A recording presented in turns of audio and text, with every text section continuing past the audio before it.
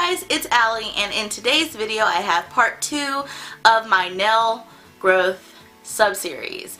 It's part of my regular nail care series, which I do on Fridays. In last week's video we talked about the role that genetics and food and nutrition have on nail growth. If you missed that video, I have a card up here and I will have that linked in the description box. In today's video we're going to be talking about some actions or activities that you might be engaged in that affect your nail growth. And then finally, in next Friday's video, we'll be talking about some products that might help with nail growth.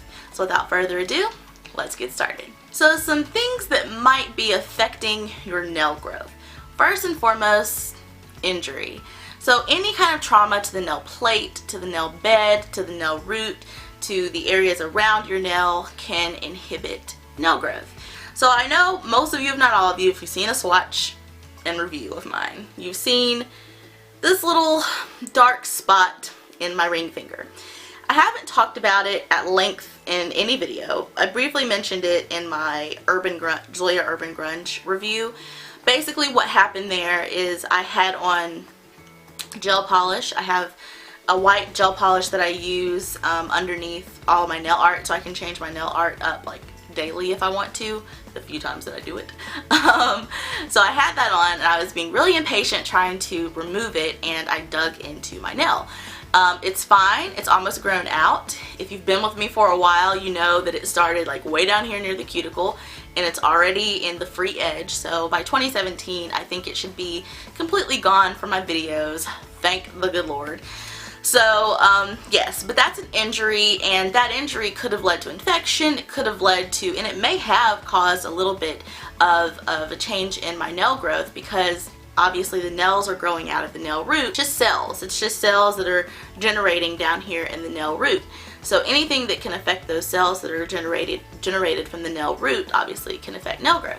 So injuries are a big one. The next one I would say is one I don't suffer from, but I know a lot of people do, and that is nail biting. So I can't speak to, you know, it's kind of like trying to tell an alcoholic, if you're not an alcoholic, just stop drinking. You know, I can't speak to just stop nail biting because I've never been a nail biter and I don't know, you know, what it stems from or where it comes from, so I can't just say, just stop biting your nails. But make every effort to stop if you can. It can cause infection around the nail root, and any kind of infection, it causes serious problems not only for your nails but for your general health. So nail biting can be an inhibitor to nail growth as well.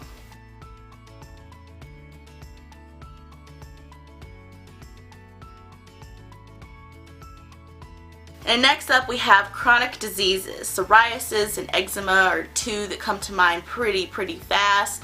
Some other ones are just chronic diseases that can affect your skin, your nails, your hair, like diabetes does. I'm sure there are a host of other ones that do as well. And along with that, the medications that you take for those chronic diseases, or just in general, you should learn about the side effects of those, because again, anything that dries out your skin, that dries out your nails, that dries out your hair will affect your nail growth as well. Next up we have a throwback to last week. Any vitamin deficiencies will affect nail growth. If you have a poor diet, that definitely affects nail growth. You can take supplements. Again, before you start any supplements, I recommend talking to a doctor. But you can take supplements that will help get your vitamin levels to where they need to be, but it should start with what you're eating. And then finally, a lack of hydration will affect your nail growth as well. You've got to keep your body hydrated with water in order for your entire body to thrive, honestly. When you do, you'll notice your skin clears up, you'll notice that your nails grow a little bit faster or a little bit longer. Your hair will feel a lot better. It feels very different. You know, being someone who's been severely hydrated and my hair felt like hay, to someone who's drinking, you know, 80-90 ounces of water a day, it's a huge difference. You can really tell the difference if you're dehydrated versus if you're not. So definitely stay hydrated, and that will help with your nail growth. So that's it for this video. Short, sweet, and simple. Stay tuned for part 3, the final part of this series, in next Friday's video.